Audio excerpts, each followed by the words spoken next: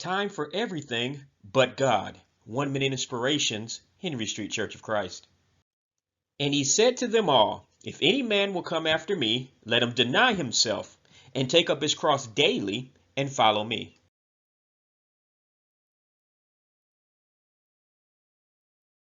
We must be very careful of the silent messages we send God on a daily basis. We may not verbalize our lack of commitment to Him or even intend to be non-committed.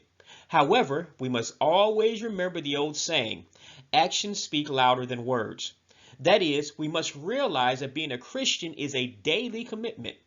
As a result, we must always keep God at the forefront of our day. For example, if we don't pray, the silent message becomes, God, I do not need to talk to you today.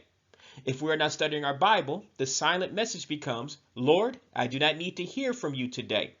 If we replace time at worship service with a recreational activity, the silent message becomes, Lord, I have better things to do. So we must understand that to maintain a relationship with Christ, we must make time for Him. We cannot let the cares and distractions of this world come between us and the Lord that loves us and gave His life for us. Recommit today. Reshuffle and design your schedule so that your commitment level never fails. We plan to live with Him forever. Why not start today?